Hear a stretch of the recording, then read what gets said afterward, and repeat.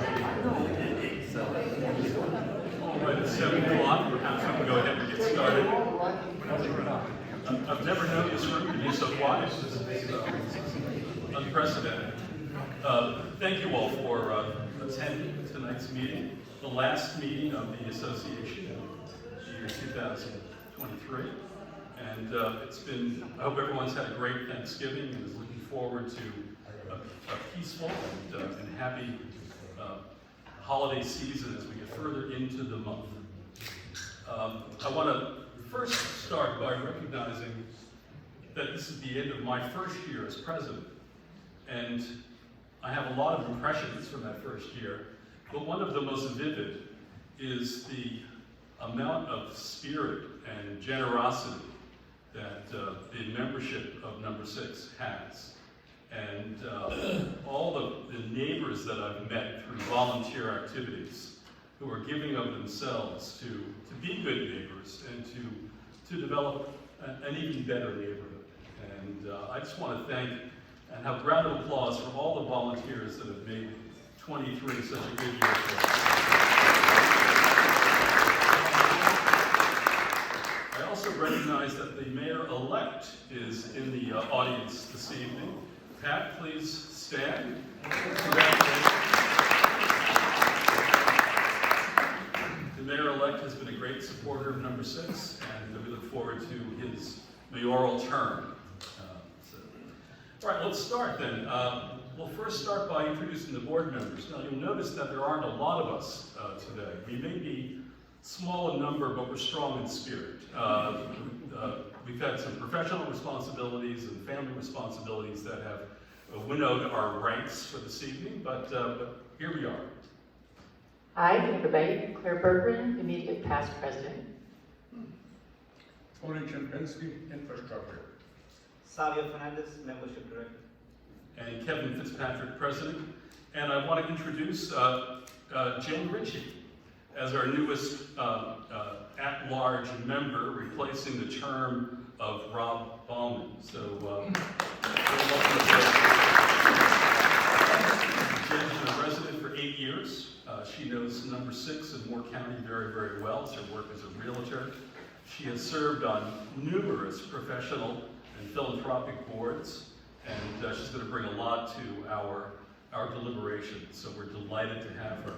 Plus, she's running around helping out to set up the meetings here. So, Jen, thank you very much and welcome aboard. Thank you. I'm happy to be here. All right, and do we have any new neighbors with us this evening? Do we have any old neighbors with us? We do. We have a number of old neighbors. No new neighbors? Well, okay then. I also like to get a motion to approve the September minutes, if I may. Does someone want to make a motion? So moved. Second? Second. Thanks, Yvonne. All right, the minutes are approved. Well, I'm especially pleased tonight to have with us the Chief of Police, Glenn Webb. I've gotten a chance to know Glenn better over this past year and to see the work that he and his department are doing. He's got some important information for us this evening. And Glenn, thank you for taking time with your busy schedule to spend some time with us this evening. Thank you.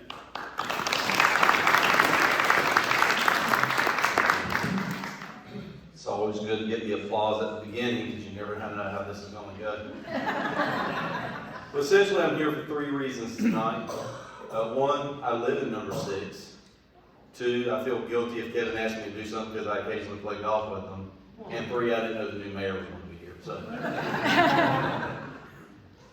what I'm going to do tonight is just give you a quick overview of the police department. I don't know that we've always done a good job of educating everybody of what we have going on across the street, how that process works, and how we fill gaps in some of our internal focuses and some of our outward focuses in some of the performance of the police officers.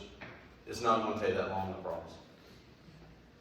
So we're comprised of 27 sworn police officers, 2 sworn reserves, 4 telecommunicators, 2 reserve communicators, and we do have an administrative assistant. I'm glad she's not here. She'd be mad if I left her off the slide. We currently have 5 vacancies of those 22. We had 6, but we just got 1 out on the street into field training now. We're not immune from what's going on in the nation. It's hard to recruit police officers. Less people are going into the police academies. Less people are interested in law enforcement. Generationally, we're not passing the career on to our young ones, so they're going into different fields. So it's tough to fill those gaps, even in a great place like this. There we go. So just to give you an idea, too, of how long it takes to fill these positions. We post a job for 2 to 4 weeks, depending on how many applications come in. After that, about a week or 2 later, because of scheduling, we schedule them for their PT assessment. They have to be physically fit to get hired. And they have an interview that day too, because there's a battery of questions we want to ask them. After that's over with, they have to go through a background investigation. That usually takes about 4 weeks if they're a North Carolinian. If they're from out of state, it takes a little longer because we have to get records from other states, and some of them are a little slow in getting them to us. And military, if we bring in somebody from the military, getting that feedback from the military sometimes takes a while. Then after that, they do their medical and their psych and their firearms qualification. All of that happens over about 2 weeks because we have to get doctors scheduled. And then we send their paperwork to Raleigh, where it does something for 6 to 10 weeks. We're not exactly sure what it is. Field training, once their paperwork comes back from Raleigh, depending on their experience level, 8 to 16 weeks of field training. So at a minimum, 23 weeks from the time we advertise the position to them being out on patrol doing their job. Because, you don't just want to hand a gun in the car to somebody and send them out there without training. So we want to make sure that we're sending qualified people out there to serve you as best they can. Currently, all of our spots are filled. We just have 5 of them in various stages of the process. We have 2 with their paperwork in Raleigh. We probably won't see them until after the first of the year. We have 1 in the academy. She'll graduate in January, and then she'll start the rest of some of this process, but not the whole thing. We have 1 coming from California. He's somewhere in the middle. And we've got 1 coming from Chatham County who is in the background phase now. So they'll all get out on the street about time for 2 or 3 to retire or quit. So it's just an endless process right now. But the good thing is, once we get people, we tend to keep them. We have a very good internal culture. What we've lost, 2 of those positions are positions the council gave us that we've just never been able to fill. We've had several retirements, and we did have a few people leave us to go to state jobs. So who are we looking for? We could be full today if we were not picky about who we hire. Our command staff believes that not everyone can wear our uniform. Not everyone is worthy to serve this public. So we're very picky, and even better, our staff has been willing to weather the shortage to get the right people, not just some people. So we want dedicated, smart, community-oriented crime fighters. This is Amanda Lopez. She's one of our shining stars. She, if you've ever gotten a parking ticket downtown, it's probably her. We jokingly gave her the Pet Detective Award one year because she knows every dog in town. So if a police car is whipped over real quick to get out and pet your dog, it's probably her. But the value is, every time we've had a lost dog, she's instantly known whose it was. So we've got a lot of great young talent that we're really trying to create a culture that they'll want to stay and take my place one day. So we're very fortunate with the people that we have. Even with this shortage, this is their performance this year. They've answered over 23,000 calls for service. Now that's calls from you all, that is self-initiated calls like traffic stops, neighborhood patrols, everything. They've had 23,000 activities. And keep in mind those 22 positions that we currently have filled, 3 of those are me, the deputy chief, and the captain. And so we're not even real cops anymore. I even call my uniform a costume now because I just move money around. And 3 of them are in investigations. So that's 6 out of that 22 that's not actively working the street outside of an emergency, which we do occasionally go out and help. It's good for them to see the old man doing the work every once in a while. Well, they've made over 200 arrests and had over 380 charges. They've written almost, well, after today, I know they've crossed over 1,750 tickets today. They're clearing 92% of their cases. We've got excellent detectives that work here. I used to work in robbery and homicide in a larger city in Greenville, North Carolina, and I would work with our two detectives there, preferably or a few that I work with there anyway. They're very good at what they do. They're a real credit to this town. Overall, crime is very low. I looked on the internet, we are either, I put the best news on the screen, but I mean, we're not lower than 4th in any survey that I saw as far as safest cities in North Carolina. And some of them use different metrics, so we're within a point of all that, and we're working short. So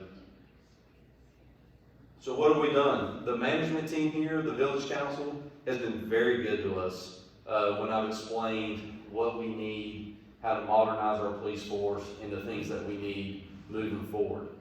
Over the past 3 years, this isn't all in 1 year, we've got new rifles, new pistols, new shotguns, new tasers. We've upgraded our vehicles. These are things, I believe in unitary systems. We had a hodgepodge because we did a lot of things through grants. So you had a little bit of this and a little bit of that. Now we have unitary systems. Everyone has the same weapons platform. Everyone has the same technology platform. Those body cameras, one thing our officers have the advantage to do now is, if I'm on a call and I'm obeying policy and have my body camera on, because every interaction they're supposed to have it on, they can live stream that to their partners. So, or their partners can tap in. So if I'm responding to back an officer up, I can pull it up on my laptop while I'm on the way and hear and see what's going on. So I know, do I need to speed up? Can I slow down? Are they giving a suspect description? Do I need to enter a neighborhood a different way? So it's giving me real-time information fast, and plus they're GPS synced, so we know where that officer is. So if they get in a foot chase, there's a lot of rural area around here, we can find them. Those dash cameras have built-in license plate readers. They've already made 2 felony arrests for us. One kicked off a temporary tag from New York, and we broke up an international theft ring, believe it or not. They were from Chile, and they were up and down the East Coast. They hadn't committed any crimes in Pinehurst. They had just gotten here. They were on the traffic circle, which, you know, they're not local if they had went through that thing. And the license plate reader got them. And it was a temporary tag that still hit out of New York, but we solved cases for Medin, Cary, Durham. I think it's it. Medin, Cary, and Durham. They were coming down that I-95, I-85 corridor.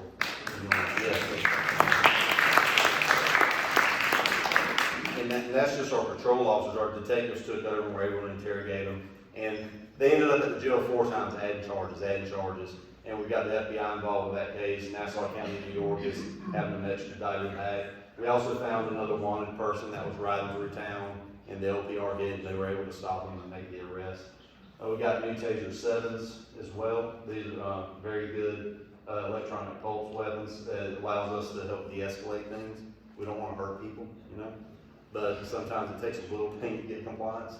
And then you see there's Amanda again, and she's wearing a VR helmet. We have 3 VR helmets. So this doesn't replace our very intense force-on-force training, but it gives them more immersive training.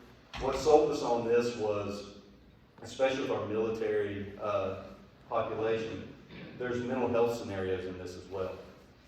And in one of them, the first part of the scenario is you're giving commands to someone who's in a mental health crisis, whether it's severe autism or schizophrenia, and you have to get them to obey your commands, or if the situation dictates you should take. The second part of that scenario is you're now the person who has the mental health crisis.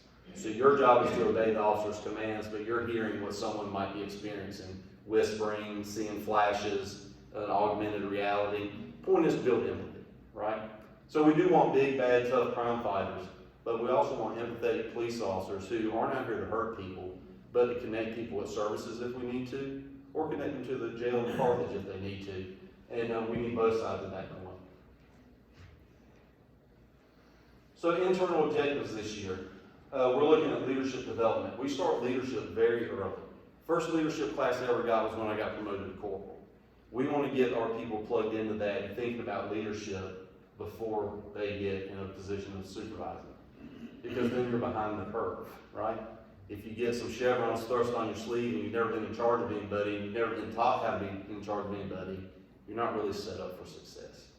So how do we do this? We use Deadman at Sandhills. They do a leadership school every year, so we try to send 2 or 3 people to that are non-ranked officers or a sergeant below. We have the FBI Leader Trilogy. They have 3 different classes for that. We've just had some complete that. We have others in that process. And those classes really changed my trajectory on how I thought. And it teaches you, as a young officer, to think at 30,000 feet. That every decision that comes down, you think about it 2 levels above, makes a lot more sense. Essentially, in a few words, we're teaching strategic thinking to young officers so that 1, we create buy-in in the organization, but 2, they understand why we're doing what we're doing. Then there's the Administrative Officers Management Program. That's at North Carolina State. We send lieutenants and up through that. And then the FBI National Academy in Quantico. That's for command officers. I'm a graduate of that. Our deputy chief's a graduate of that. We have a lieutenant that we've got in the pipeline. It usually takes 3 to 6 years to get someone into that. It's very exclusive. Only 1% of police officers ever get to go to that. So being a small town, having 2 NA graduates is a pretty big deal. Brand management. So this is weird in the law enforcement context, right? Because that's a marketing term that essentially means how you increase the perceived value of your good or service. Well, we provide a service and you have a perceived value of that service. So I just sent out a questionnaire the other day to our officers, essentially asking, who are we? Who do you think we are? And also asking, who do you think the public thinks we are? And then, who do we want to be, and how do we get there? Because if it's just me, if I just say, this is our brand, when people see a police uniform, this is what they want to see, then it's not really our brand, it's my brand.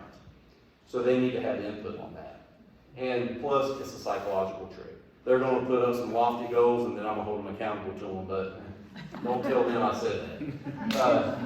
But it is about image, but again, that's part about that high-level thinking that we want our officers doing. We want professional police officers. We don't just want a cop that's going to show up and kick your door in every once in a while. Another internal objective is a full wellness program. This is a goal of mine that is in my evaluation for this year, for FY24, is a full wellness program, not just physical but mental. Usually police department wellness program is get in shape. But we need to do that. We're even trained in the way we talk about things. Like we don't say working out anymore, we say training. We say practice. Because these people are called upon to be athletes. I could be standing here 1 minute and have to jump a fence the next. So we need to train, we need to be intentional. And we need to make sure that we're taking care of our bodies. We also got to make sure we're taking care of our minds. In 2022, 60 officers were feloniously killed, 49 with firearms. Same year, 213 used their own firearms on themselves. 3.5 more times likely to be killed by yourself than by a felon. This year alone, 122 police suicides, 7 in North Carolina. So that's something else that the command staff is being very intentional with, because even though we are a very safe town, we're a very wonderful community, these officers do experience daily traumas. They're at the hospitals with IVCs. We have internet crimes against children detective that works child porn cases. A lot of his arrests don't get made public to protect victims and so forth, but it's everywhere. And we're, again, use the word intentional, but we are intentional about making sure those kind of people go to prison. But it does take a toll. I did internet crimes like he does. I did it for 7 years. It's probably 4 years too long. You need to get out in about 3. So these folks, they carry a lot with them. And we want to make sure that they have soft landings, as soft as possible. We're our brother's keeper. We want to make sure that they're safe from themselves and from the circumstances of the trauma of the type of job we work. Lastly, the great power outage of 2022. Yeah, it's 3. What year is this? It's late. I get off at 5. Like I told you for a reason I was here, right? I still want to get tea time with Kevin. Didn't know the mayor was going to be here, and I live in this neighborhood. So last year, we had the power outage. FBI and Moore County Sheriff's Office are handling that. I think everybody probably saw the news story about the minivan, the Honda Odyssey, that may be a potential witness, which is FBI code for we kind of think maybe that could have been who done it. They don't tell us a whole lot, just to be honest with you. Because this is something that didn't happen in Pinehurst, it happened to Pinehurst, if that makes sense. Jurisdictionally, all of it happened away from us, but we were affected by it. One thing you can be proud of, though, is your police department's response. Again, that's not me, that's the rest of them. We increased our staffing. I had officers calling me volunteering to come out that night. We staffed up every shift until it was over, which, you know, wasn't a week, it was 3 or 4 days, but still, that's a long time when you don't have power at your house. And we did have the one death from the power outage causing someone's medical device to not work. As far as that case goes, you know, it's difficult to explain because we can't necessarily actively investigate it because that means we have to take over the federal investigation. And I don't know if you've ever heard about them, they're a little funny about that. So we're trusting them to get that done so that we can bring someone to justice. And that would make it a federal crime, so they're probably going to take it anyway. But it's kind of in this weird stasis until they get that done. I am glad they released the minivan information, though. That means they are at least moving on it. But honestly, if you go out and do something by yourself and you don't tell anybody about it, and you don't carry your cell phone with you, it'll be hard to find it. You know, it usually takes at least one witness. But just to tell you about our folks on that, we had no break-ins of homes or vehicles that entire time. If you were out walking around, you got stopped by the police. If you were out after dark, you might have got pulled over by the police because we weren't going to let criminals take advantage of that situation for our community. And Deputy Chief and I, we were out working about 16 hours a day, but don't get me wrong, I'm not a martyr. I mean, my wife took the dog and then went to Raleigh and stayed with her parents, and I mean, what was I really going to do? Get off at 5 and go sit in a cold house, you know? So, but every day though, we were there. We made breakfast, lunch, and dinner for those officers every day, and I didn't think about it at the time, but a lot of them had electric. So one of the lieutenants was telling me, you know, this is the only hot meal all these folks would get, is why they're here. So we took care of that need. Luckily, we have a generator, so they were able to come in and get a hot shower and stuff like that. So we wanted to take care of their personal needs. And I think on the second day, the deputy chief asked me, he said, "How do you think we're doing?" I said, "Well, in my experience, I've worked hurricanes and floods and all that over my time. I used to be in Eastern North Carolina, happened every fall." I told him that, you know, working a crisis as a police officer is a lot like working a wedding. If the food is good and the transportation is handled, no one cares about the event. So they were all happy, the morale was up, they did well, they were working, we prevented crime. And so I'm really proud of the group we have. I would put them up against any department any day. And that's all for me. Do you have any questions? Yes. Just interested Could you please use the microphone if you don't mind? We have one up on the stand there. And please use your outdoor voice. just wanted to know about the pay rate. Is our pay rate competitive? While the mayor-elect is here, you might want to mention that. and I'm also just interested, what are the shifts that you cover? So they work a modified DuPont shift. So they work 2 weeks on days, 2 weeks on nights, and they rotate. So in the day shift is 2 weeks. And your first week, you work 5 days. You work Monday, Tuesday, Friday, Saturday, Sunday. The second week, you work 2 days. You work Wednesday and Thursday. So you have a 3-day weekend every other week, which is why they resist going to 10-hour shifts or 8-hour shifts. They like having that time off. But after your long weekend, you switch shifts. So if you finish day shift at 7 p.m. Thursday, when you come back on Monday, you're on night shift at 7 p.m. Is it competitive? It's that's a difficult question to answer because there's several ways to answer it. In the area, we're close and better than some, but it'll eventually, because of the shortages of police officers, it's going to start becoming a market price. I don't know that we're completely there yet, but I know I've discussed this with management. They're in tune to it. They're doing a pay study this year, so hopefully that works out to keep it up. We try to offer a lot of intrinsic things, like you see with the culture that we do there, and to keep people around. But we do well. I mean, you look at the equipment that they buy. We're not unsupported by management or council, so we've been very fortunate there. Thank you. Yes, sir.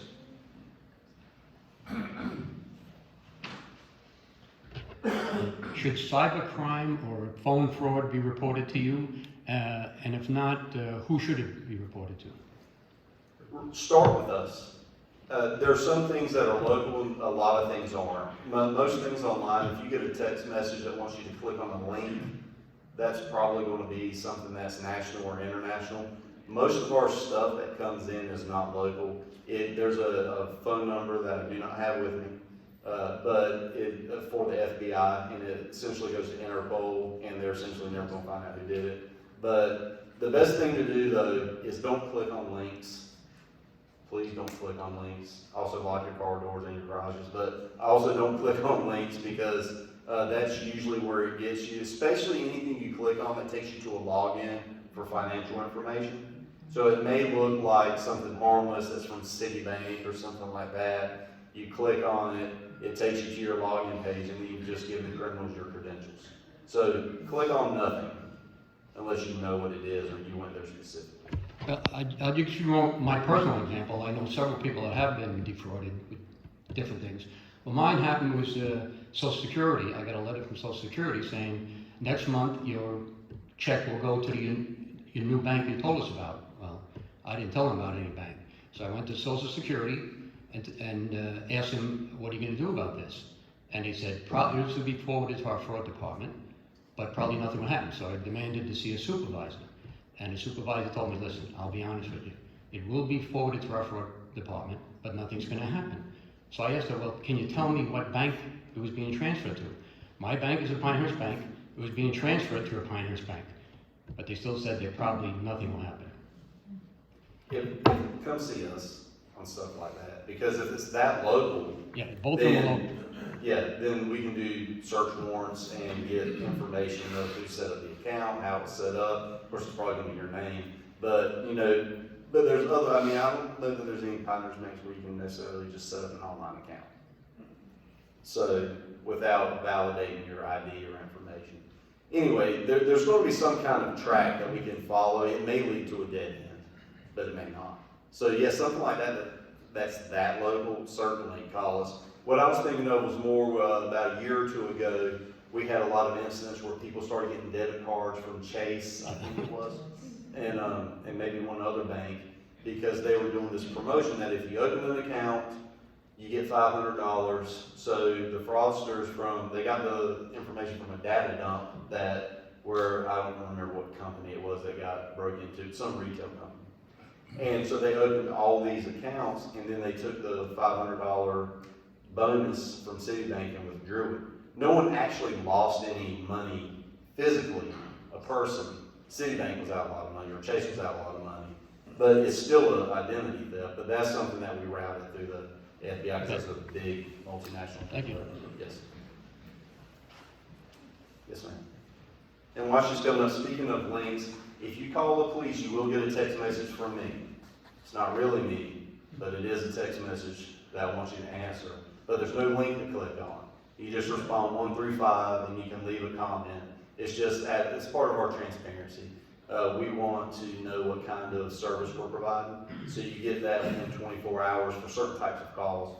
Obviously, if it's some catastrophe, we're not going to send you a text message and say, hey, how do we handle that catastrophe for you? Make your life a wreck, but do we do it? We don't want to do that. So, but if somebody runs over your mailbox or someone breaks a window, you're going to get that text message. You'll rate the call taker. You can leave comments. You'll rate the officer and leave comments, and then it gives you my information if you want to say anything additional.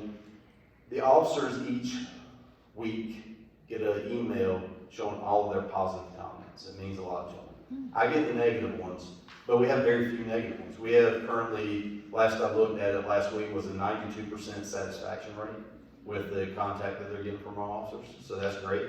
But I do look at the neutrals and the negatives, and then I follow up and find out what's going on, because we use it kind of in the wellness thing. If I got an officer that always has a 90% satisfaction rate, he or she dips to 30, might be time for a check-in. Also, if they go to a critical incident or something really bad has happened, within a day or two they get a text message with our EAP, with the chaplain's number, with some other services from North Carolina that they can tap into. I'm never made aware of that. Whether or not they use them is up to them, but it's just something extra that we want to do. Yes,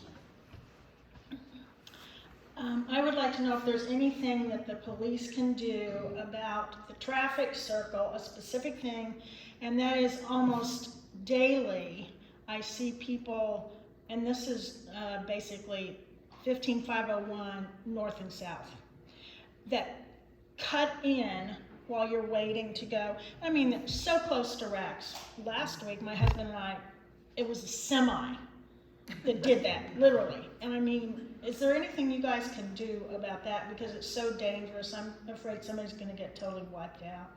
If you're asking me, can we stop it completely? No, but we, just to give you an idea of some things that we've done. We, recently, a few weeks ago, ran the traffic operation on the traffic circle and the U-turn in number 7, off Midland, where you're not supposed to U-turn and everybody refuses to drive an extra 100 feet. I'm talking to them tomorrow night, and I'm bringing a lot of receipts on that, because I know they're about ready to pin me up. But we did a traffic operation one day, running 100 tickets. And had a few arrests off the traffic circle, and it was for those things. We write a lot of tickets there, but what that's competing with is call volume. We're running, like I said, with those shortages until we get these people through this long process and out onto the street. We're running 3, we're supposed to have 5 on shift, we're running about 3 until then. So we do that, and they do write tickets there almost every day. I mean, they're writing, like I said, 1,742 tickets.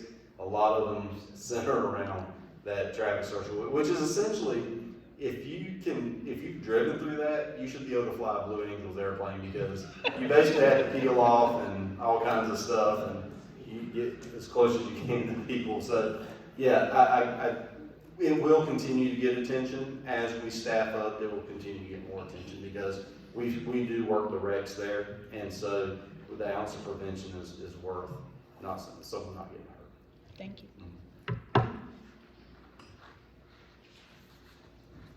Anyone have any softball Other questions or comments?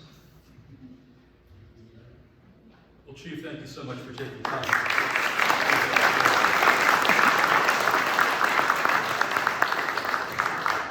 think we're very fortunate to have you in a leadership role and the team that you've assembled, so thank you very much. Make sure you say it loud enough for the mayor to hear it. Excellent. Great. Well, it's can I get the click? Yeah. It's interesting that the chief would be with us tonight. Thank you so much. Around the same time that we're inaugurating the radar speed sign in number 6, and many of you may have seen this. It's now deployed on Juniper Creek in its first sort of full deployment. The board voted to purchase the sign, and it cost about $4,000. Tony and I unboxed it and got it set up. Have been piloting it. We did the first pilot on Scioto and Canterbury, and I want to show you some of the results from that. So here was the first deployment. The sign gives you the rate of speed at which you're traveling, and it gives a count then of all the cars, all the vehicles that pass by the sign with a time and date stamp. We do not collect any vehicular information. We do not collect any license plate information. It's just a count of the number of cars or vehicles that come by, their speed, and the time of day in which they passed this monitoring device. In the first 12 days that we had this device in operation, a total of 2,598 vehicles were monitored. Now this number might be skewed by the fact that there are some changes in elevation in Scioto that may have caused some double counting, and we're working on that. But of those 2,598 cars that were sensed by the machine, or vehicles that were sensed by the machine, there were 987 violations, meaning that there were that many cars that were traveling at a speed greater than 25 miles an hour. The average speed, however, interestingly enough, was 22 miles an hour. If you calculate the speed of every vehicle that went by, it was actually under the speed limit, the average speed. Now, that may have been due to the novelty of the sign being out there. People slowing down just to say what the heck is going on here. But again, 38% of all the vehicles were then in violation if you count anything over 25 miles an hour. My wife thinks anything Over 35 should be the limit, but the chief feels otherwise. The peak violation hours were interestingly 10 a.m. to 2 p.m., so midday. When we're rushing to the store or to the doctor's office, that seems to be when the vehicles are violating most often. But here you can see the type of data that comes directly from the device into an Excel spreadsheet and then is available to us to review. But each day of the week, the date, number of vehicles that pass the sign, you can see traffic building as we got closer to Thanksgiving, the number of violators per day, and then the peak miles per hour, which really, it shows that there's a problem, but on most days, not a big problem. There's some violations, but it's not outrageous. However, on Thanksgiving, maybe people escaping their families, who knows. Someone was traveling at 49 miles an hour, either to the family or away from the family. We don't know the direction of travel on that one. But having convinced ourselves then that we know how to use the device, that we can install it and analyze the data, we've now put it out onto Juniper Creek near the corner of Hampshire Lane, near Joe's house, near Joe DeRosa's house. That has been an area that's been identified by members as an area of concern about traffic, speed of traffic. And so we'll have the sign there operating for 30 days. The data will be analyzed, shared with the VOP, and posted on our website. And so as we were thinking about incurring this expense and incurring the burden, it's not going to be a great burden, but a burden nonetheless of changing the batteries on the sign and maintaining the sign, we worked with the chief, and our agreement is that we'll be sharing all the data with the police force so that the chief can analyze for hotspots where maybe enhanced enforcement might be in order. But again, we have a lot of subjective concern around speed of traffic in the neighborhood. Now we're going to have objective data to be able to guide our next steps. The sign will rotate locations based on member input. And as I mentioned in the e-caddy, if you have concerns about the speed of traffic by your home, in your section of the neighborhood, let me know. And we'll put you on the list for a period of monitoring in your area. But we want you to feel safe. We want the walkers exercising for their health, walking with the babies, out there walking with your dogs. We want you to feel safe and comfortable as you go through the neighborhood. And this is, I think, one tangible step in that direction. So I'd be happy to answer any questions or have any comments about this new initiative on behalf of the association. Would you please use the microphone? My wife and I happened to pass the sign this evening on the way here. My only concern is it was as we were coming downhill, the sign was measuring. I mean, the law of physics says that no matter what, gravity is going to make you go faster. I would almost suggest maybe we can be more cautious in the location of it to be measuring speed going either on level surfaces or uphill. Thank you. That's an excellent point. We're limited to a certain extent by where there is an existing sign. Obviously, having a speed limit sign is a great place for it because you then know what the speed limit is to be. There are only so many of those around the neighborhood. We could conceivably put up poles and deploy the sign on our own, but right now we're trying to take advantage of what's existing in terms of a good location as we accrue experience with the device. But your point is very well taken. Other questions or comments?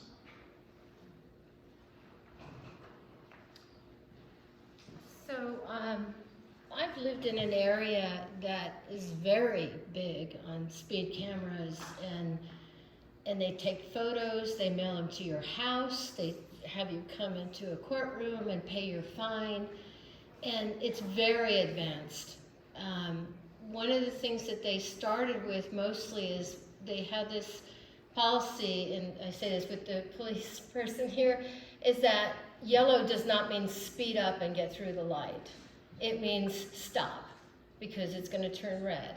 And they meant that very seriously. So when someone would get caught in a yellow light and it turned red, they got a ticket mailed to their house. And I think most people paid it.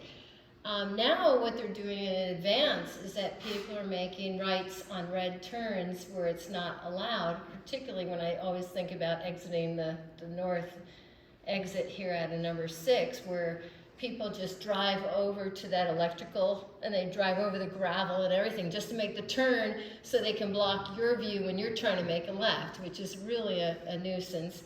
And then I also see it on Page Road where it comes out onto 15501, where it says now a sign, no turn on red. And how many people do we see still making that right turn on red? And these things are all done through cameras. If people would get a photo of them doing this and a ticket in the mail, it would really clear up a lot of problems. So I just wanted to share that. That's some of the experience I've seen. I'm just shocked at the speed that people are driving, even on 15501. All right, it's 55 because we haven't figured out how we can get that down, and I'm not up on if anything's happening with that. But they're doing more than 55, and people are really. It's not a good place to be coming out of a quiet neighborhood, jumping onto a 55-mile highway. So that was my points. Well, thank you for your comments. Sure. Clearly, there's traffic issues that's in the surrounding area. What the association, our purview, is our little corner of the world in number 6, and that's what we can best effect. What happens outside of number 6 is for the chief and the VOP to manage and to comment on. This device that we have now is a toe in the water. It is not. There's no camera associated with it. There's no license plate reader. We're certainly not citing anyone off of this machine. What we're doing is collecting data so that we can understand the scope of the problem and where the problems might be most prevalent. And I think that's a logical starting point and an appropriate starting point as we try to better understand the scope of problems in the neighborhood. Other questions or comments? Well, hearing none, let me then continue on this theme, if I may, for a moment. And I want to ask a question of the membership. Inspired by the chief being here tonight and the work that we've been doing with the radar speed sign, the work we've been doing with the high visibility home numbers, the work that we've been doing with the sidewalk project that we'll report on in a little bit, really safety has become an increasingly specific focus of the association. And one of the thoughts we've had is, should that be perhaps our primary focus, our primary theme for 2024, the upcoming year?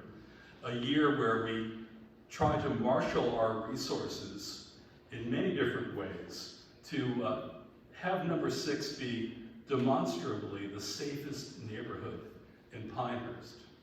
And might that not be an appropriate goal for an association such as ours? So how might we get there?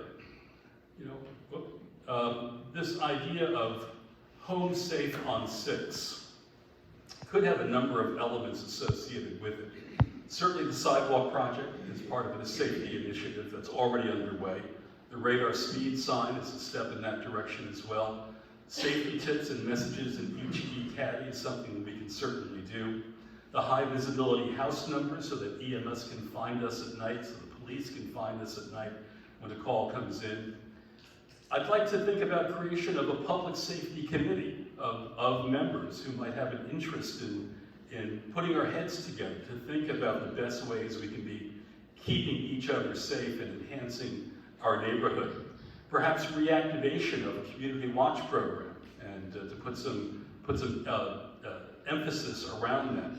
CPR training at upcoming membership meetings, presentations from the police and the fire chief at selected member meetings to update us on issues affecting our community, offering branded number 6 reflective clothing for the walkers and joggers in the neighborhood. We see a lot of people, especially as the days are shorter now, out on the streets, and not all of them are wearing reflective clothing, and that can be a real issue. Right? But could we do something to help to sensitize people to that? Could we have something like magnetic decals for members' cars that say 25 and number 6, and you're a pace car, right? And we set the pace for visitors who come into our neighborhood. I mean, we lead by example in that regard. And perhaps discounts on home safety products. We could work with some vendors about different devices to ensure that our homes are as safe and commodious as they can possibly be. Now, this is not to say that in 2024 we're going to abandon programs for families, abandon programs for veterans. Absolutely not. We're going to double down on those. But the suggestion is that we bundle a lot of different activities that are safety related into a sort of a complementary and self-reinforcing program that we'll report on a periodic basis as the year goes on. And what we wanted to do was to get your thoughts as to whether this is, you think, an appropriate emphasis for the association leadership to place, and would you support such an initiative? So I'll ask for input. You want hands or what? Wait, I'm sorry, were you ready for hands count? I mean, what you're going for then, okay, I'll stand. What you're going for then is an appropriate thing. You've already had the PD in. You've got a rough idea about garage doors, lights, you know, what you need to keep your area safe. And bring the fire department in, you've got the same situation. Home safety, what do I need in the kitchen? Do I have an extinguisher? There's so much, you know. So yes, if you're gonna go with a project like that, I'm for it. Thank you for that. Other thoughts, comments? I think one of the problems that we have in this association. Yeah. Outdoor voice, please, Tony. Use your outdoor voice. Oh, I've been here since '98, and I've been serving on this board for the last 11, 12 years. The problem is volunteers, as we just saw. Nobody answered to his question because everybody's afraid to volunteer for something. I've been on my job for 12 years. Can I get an infrastructure replacement? No. Can I get a Christmas light? Chairman? No. Where are the volunteers? And the same thing with all of this stuff. We went through this thing for years and we can't get volunteers. You, the perfect guy, but you can't be 10 people. I wish we could. That prompted some responses. To comment on Tony, hello Tony, your neighbor. I just feel in number 6, we get this gathering tonight, and we never get to talk with each other. We never get to meet. We don't go over to the clubhouse and like bombard over there and have just a meet and greet. And that would probably instill us more to get involved with each other. I don't feel like we do enough of that as a community. And I came here purposely tonight to get here early, and I met some fabulous people. But other than that, I don't really know how to meet people in number 6.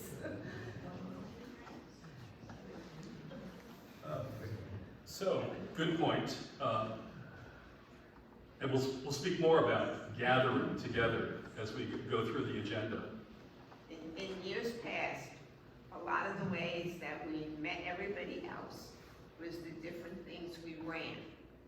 And so, not that I'm looking to do this again, believe me, I'm not, because my husband and I did it for several years. But we had John Flynn was beautiful of this.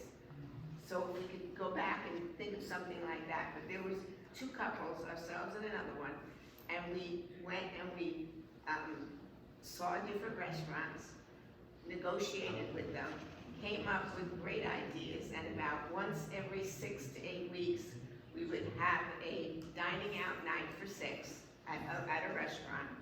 And for the cost of what you paid, you got your hors d'oeuvres beforehand for a meet and greet at the restaurant. You had your meal, and usually we had 2 to 3 selections to pick from, and your dessert and your tea and coffee. And it would, some of the restaurants would open up on a Monday when they're closed to do this because they couldn't fit us in any other way. We've been to Elliott's, we've been to Pinecrest Inn, a whole bunch of restaurants. So I think that maybe that's something that's missing, that maybe we need to go back to, because people come out to eat. And like I said, we've done it for a couple of years, quite a few years. I don't want to go back and do it, not at my age, but I do want to participate in it. So, I mean, that's one thing that I think that we have been lacking, especially unfortunately since John passed away. It hasn't really gone on. I mean, he had it in a cycle that you knew every so many weeks you knew you were going to get a blast saying that, you know, we were going to go here for this or go here for that. But I think that would help people join us together, like she's saying. And I don't think she's been here long enough to know when we used to do these things. I used to run the bowling league, and that was another thing that brought people out. And we had great fun doing that.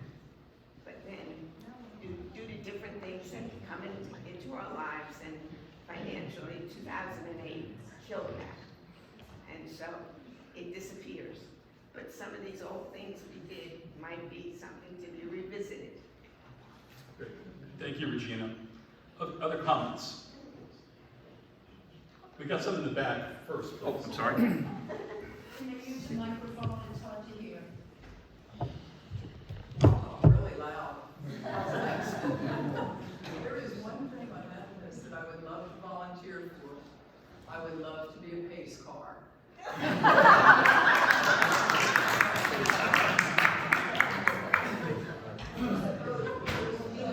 Another comment in the back.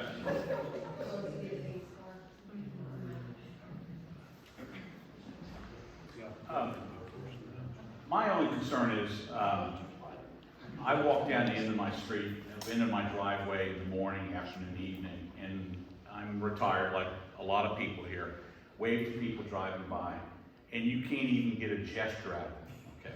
I mean, not even an obscene gesture from them, okay?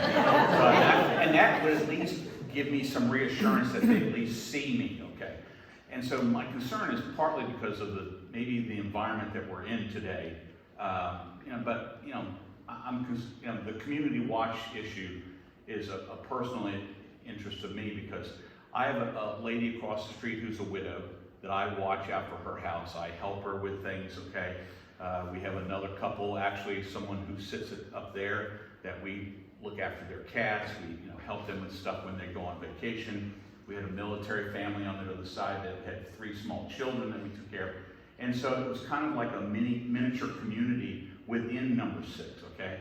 And my concern is that, my question is, I guess, really, are we fighting a battle of what today's society is? I mean, because literally, I go down the driveway and I wave to people, and they don't even make a gesture, and I walk out in the street and I'm still waving as they've gone 50, 100, 250 feet, and I don't even get a break like, for them to come back and give me a gesture. So, 198 Juniper Creek Boulevard. But I mean, to me, the community watch issue to me should be a responsibility that everyone in this room and everybody who's not in this room should be doing already to look out for our neighbors. I just want to make that comment. Those are great points. Sir. Hey, my name's Tim. I did get an obscene gesture the other day. They had a UNC license plate. I had my Duke hat on, so.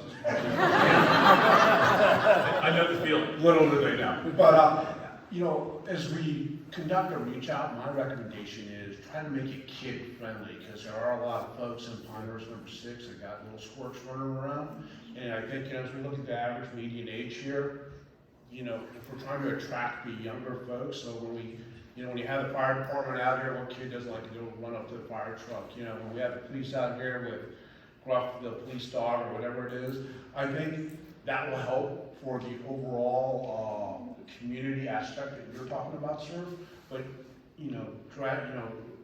bringing those attractors to get the younger families in, because not being accusatory, but as, they're kind of the speeders too as a whole. That's my accusation, my observation. I walk my dog every day. But I think bringing them in and being more inclusive, I think will potentially increase numbers, meet the goals that we are reaching as a community for safety in the community.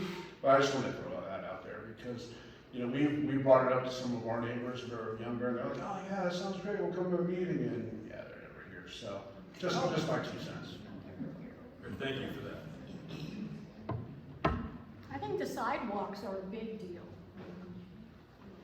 I think more people would be out and more people would be walking and talking to their neighbors if it was safer to be out there. All good comments. Other questions, comments? I think, and I'll ask Claire as our president, our immediate past president.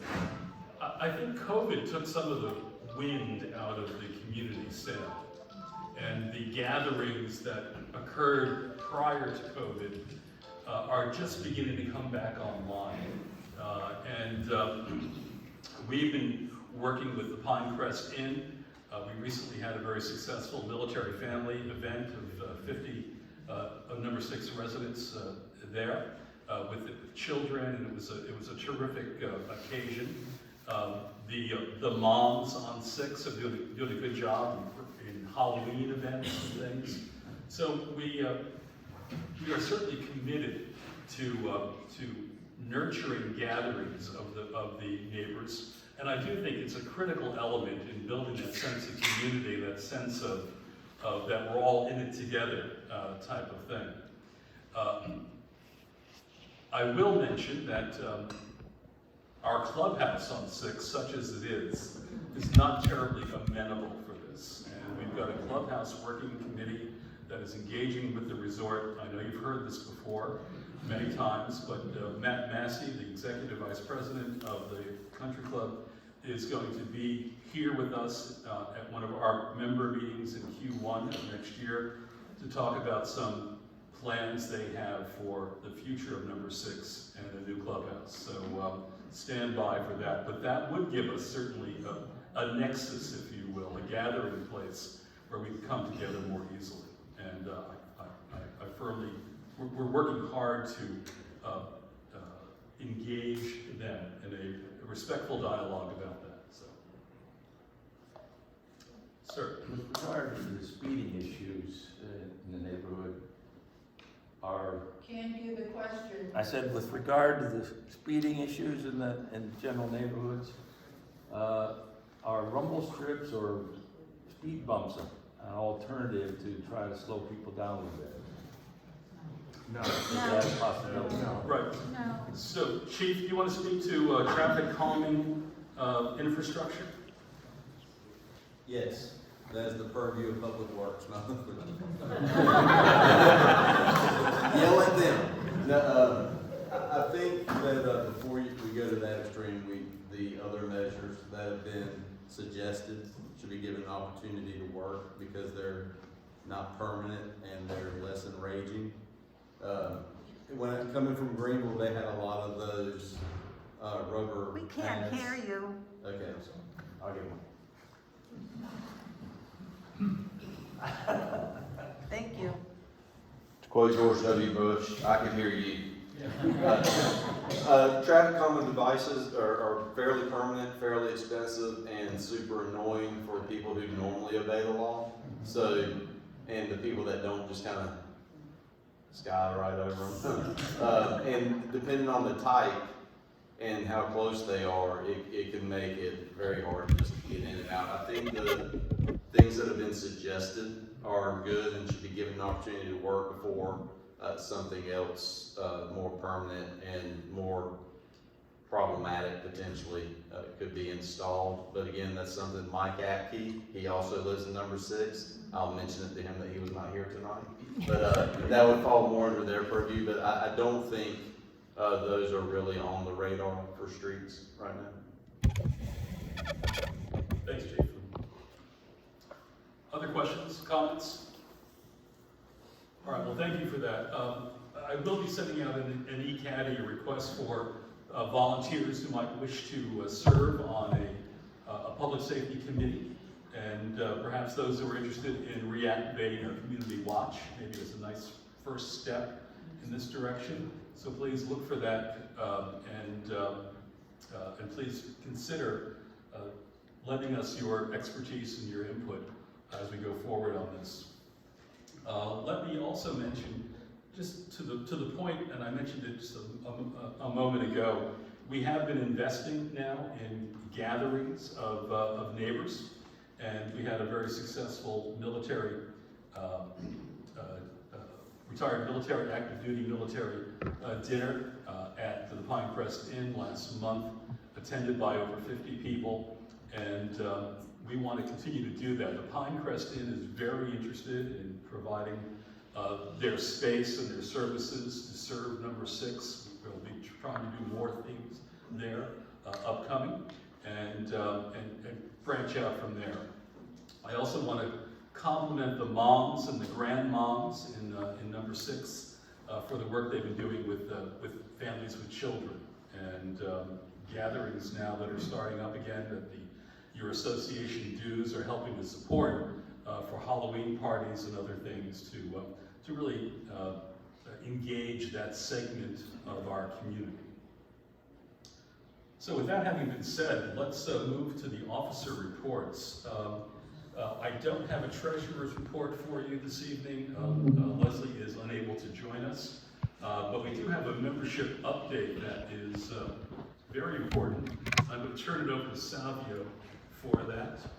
And Jen, I'm going to change the slide deck. I get it.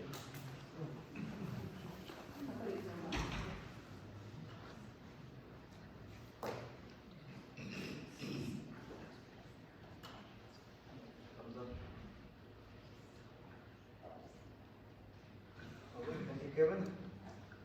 So let's start off with the membership stats as of the end of this year. Start off with,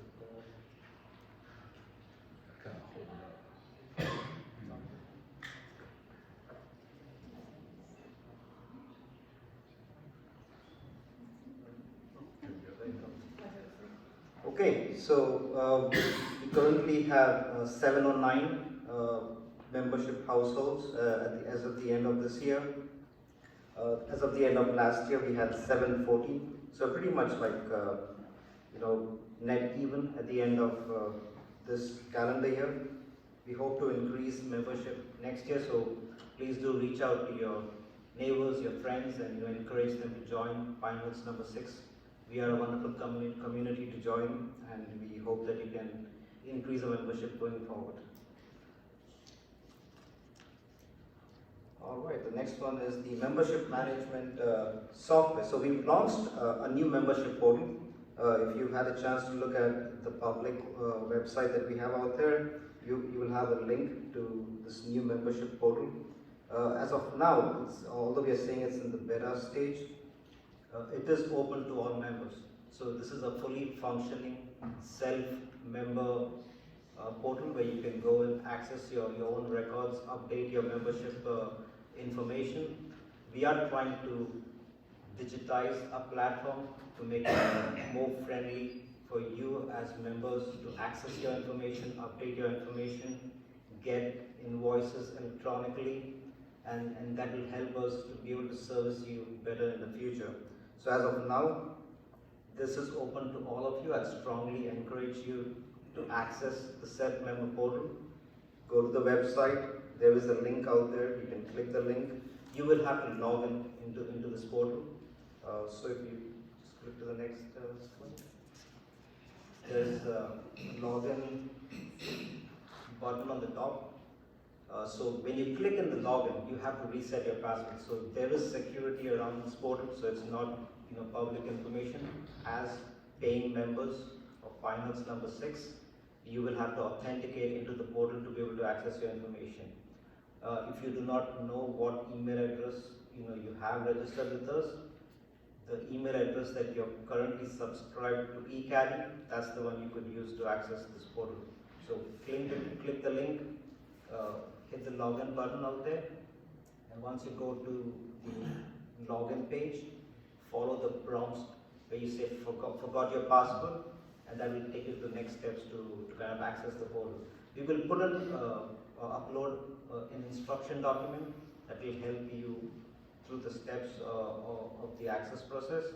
But hopefully, I strongly encourage all of you to access the portal, give us your feedback. If you have any comments, we're more than happy to help, make this a much more productive software for you in the future.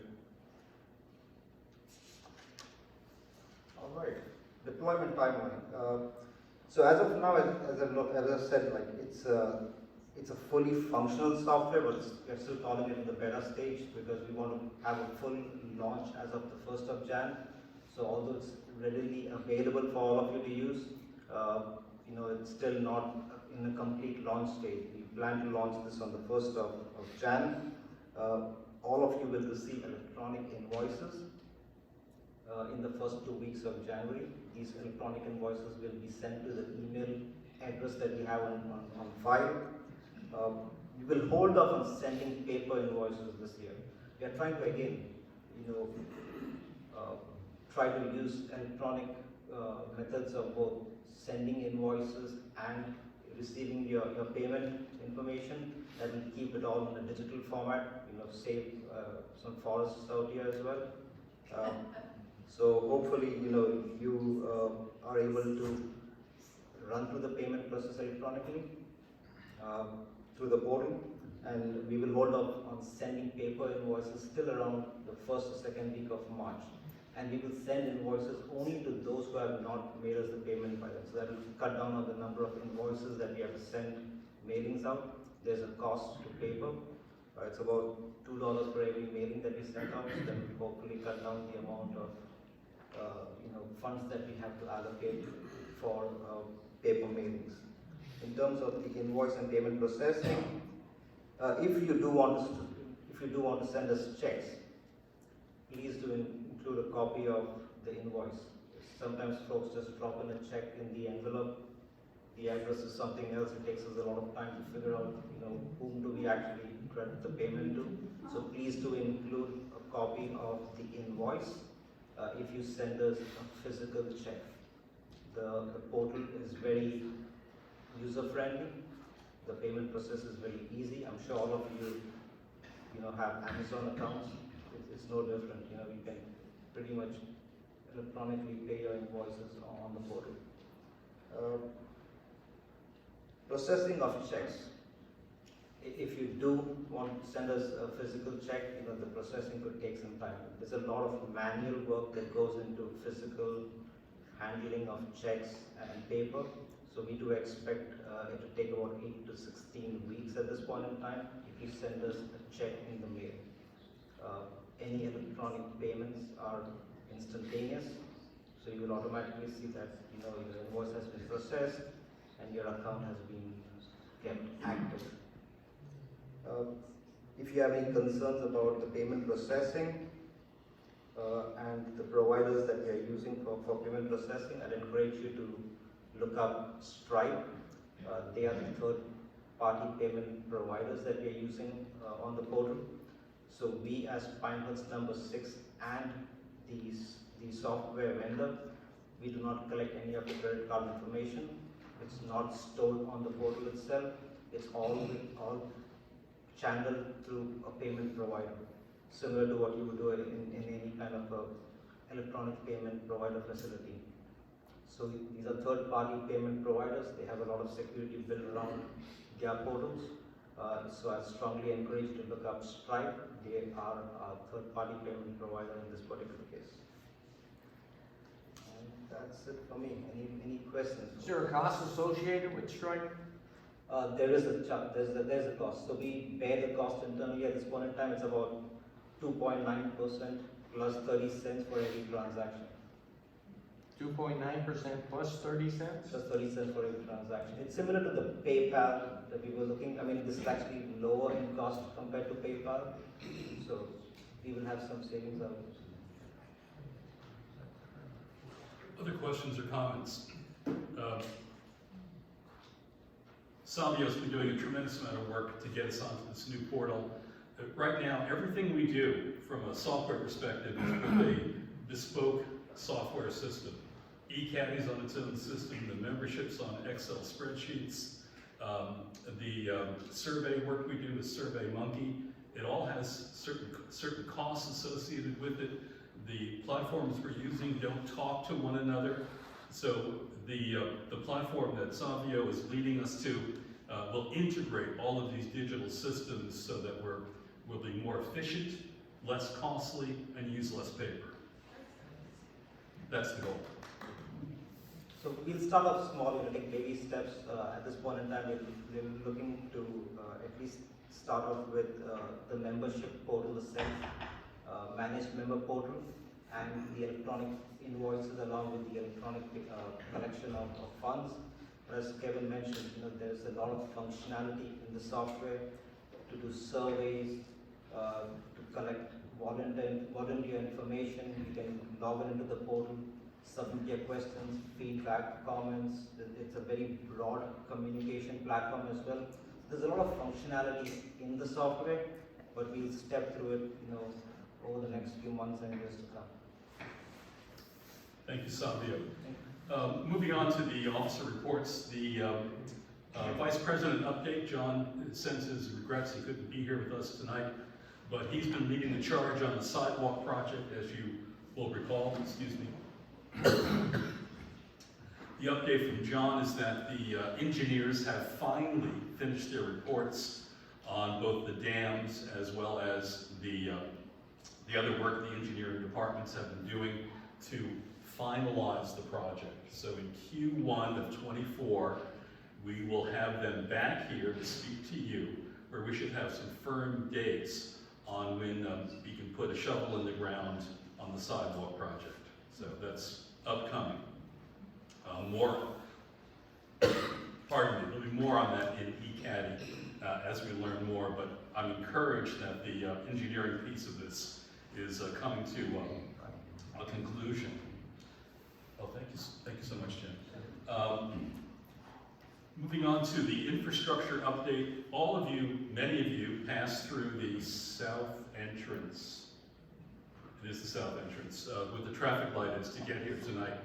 And you passed the illuminated holiday display at the entrance. And Tony has been leading the charge on that, sometimes single-handedly,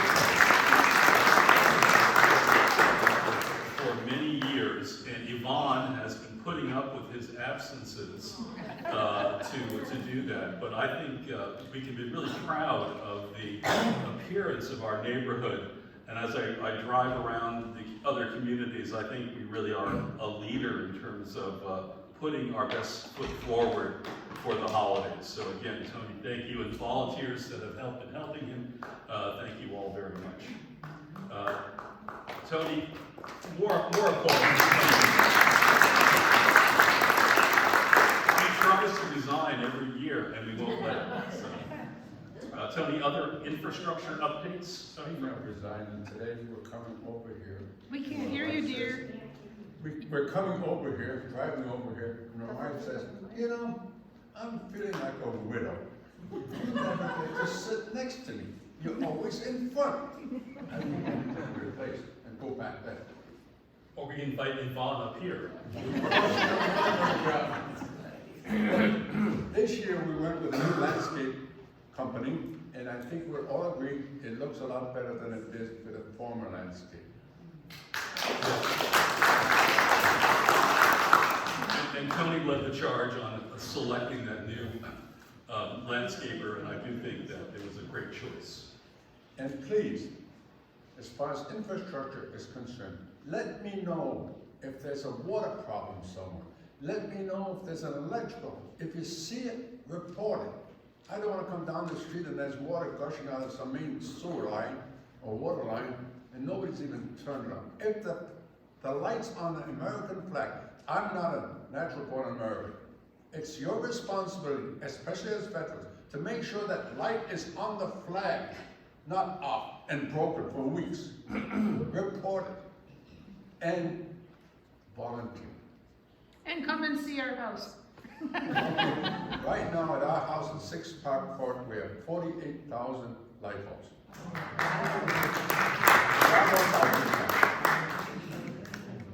Thank you. Tony, thanks for everything. Yvonne, thanks for putting up with him and us. Claire, do you want to talk about the work of the beautification committee? Sure. And I also want to say, Yvonne, I saw you in the bushes trying to put those tree lights up too, so thank you very much. You were right there with Tony. Very good. Yes, as a matter of fact, I'll give you an update on the north entrance beautification project. We have signed an agreement with a gentleman to do the design work, and he's underway, and he sent me an update. He has Andy, who's in our neighborhood, and they have worked together before in the past on many projects out in Colorado. So they're reconnected to do this project for us. Let's see, so he's begun the work on laying out the base plan for the site, and he's starting to prepare some of the conceptual layouts. So once we get those collected, I'll be presenting those to the membership. Let's see, he needs a few more photos, but he has everything he needs right now to keep things going. And just to let y'all know, we didn't sign the contract until just a couple of weeks ago. So while we've been talking to him since August, we didn't finalize the agreement and the price and the schedule until recently. So he's on it. If you have any questions, or once we get further along, this is just for the design work. Once that's prepared, what they'll be doing is giving us some costs, kind of materials to suggest, and then he'll help us go out to bid to get the installation underway. So this is, I'll call it phase 1. So stay tuned, and hopefully in the first quarter we'll have some layouts you can take a look at. Thank you. Great. Thanks, Claire. That concludes our prepared remarks. Any closing questions or comments? There might be one now. On that note, so I want to wish everyone a very happy and safe holiday season. Thank you for being great neighbors. Thank you for being here tonight. And we are adjourned.